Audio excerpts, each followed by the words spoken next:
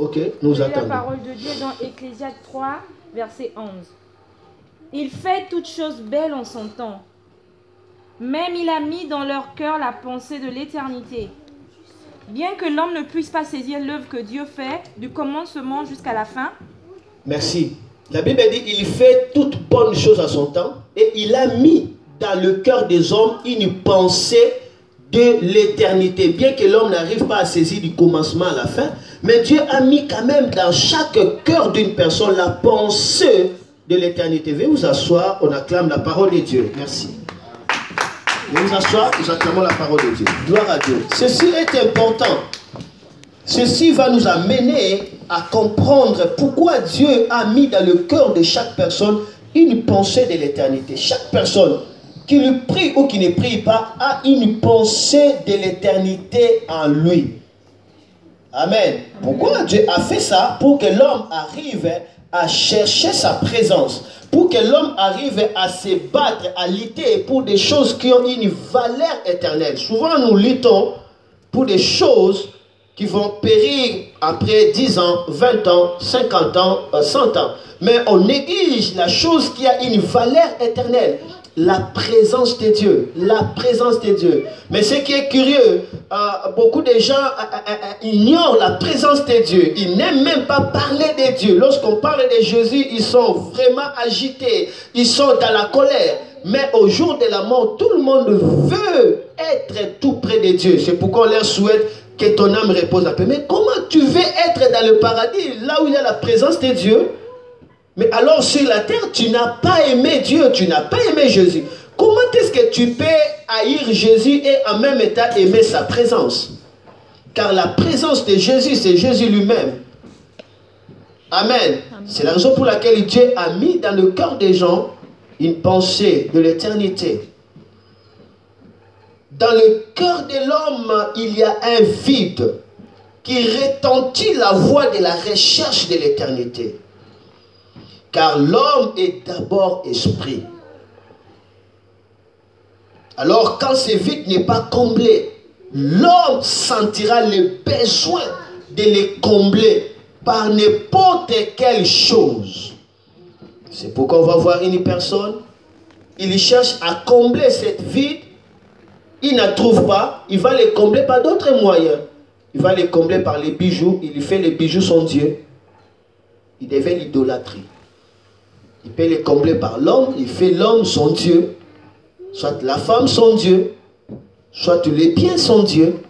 Lorsqu'on échappe à la vraie adoration, on va embrasser, vouloir ou pas, l'idolâtrie. Car l'homme est esprit. Dans le cœur de l'homme, il y a un vide. Et ce vide doit être rempli. C'est pourquoi beaucoup de gens, pour remplir ce vide, ils vont commencer à chercher à toucher des fétiches, à chercher à être sous la garde d'une autorité spirituelle, à chercher à faire des pactes sataniques.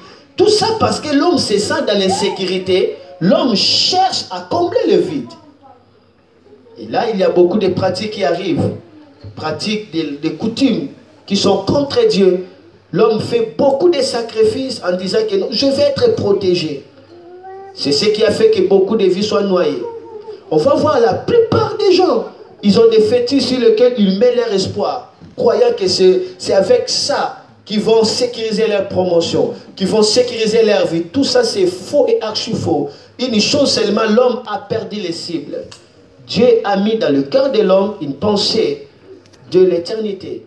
Je vais arriver petit à petit pour qu'on puisse découvrir l'impact de la présence de Dieu. Il faut savoir que ce grand vide de l'homme est comblé que par la présence de Dieu et pas d'autres moyens. C'est la présence de Dieu est habilitée, qualifiée pour combler le grand vide qui est dans ton cœur. Il n'y a que la présence de Dieu qui peut te combler, qui peut remplir ta soif. Seul le Saint-Esprit est capable de nous remplir de la présence de Dieu pour que nos esprits soient forts, pleins de gloire, pleins de sécurité. Alléluia. Alléluia. C'est le Saint-Esprit qui peut faire ce travail. Lorsqu'on a le Saint-Esprit fera mouvoir dans nos cœurs la présence de Dieu. Et là, l'homme sent la paix profonde. L'homme se sent comblé. Car il n'y a que le Saint-Esprit qui peut combler ton cœur. Ce n'est pas le bien de ce monde. C'est pourquoi ceux qui ont des milliards, ils continuent toujours à chercher et à chercher. Et ceux qui sont dans les ambiances, ils continuent toujours à tournoyer, à tournoyer, à tournoyer. Leur cœur n'a jamais été content parce qu'il manque quelque chose. La présence de Dieu. Il n'y a que la présence de Dieu qui peut rendre la vie à nous-mêmes. Il n'y a que la présence de Dieu qui peut laver nos âmes de la poussière. Il n'y a que la présence de Dieu qui peut nous faire porter la face de Dieu et nous couvre de la gloire véritable. Amen. Vous savez, pendant l'orage, les arbres sont pleins de poussière. Et l'arbre commence à perdre son éclat. Parce que c'est pendant l'orage. Mais une fois que la pluie du printemps tombe, la bonne pluie tombe, l'arbre est lavé et la beauté commence à être exaltée. Seule la présence du Saint-Esprit peut révéler la valeur à toi et peut enlever la poussière de ce monde. Le Saint-Esprit, sa présence te purifiera. Et tu seras comme Dieu a voulu que tu sois. Dieu nous invite dans sa présence. Et cela va nous conduire dans beaucoup de privilèges.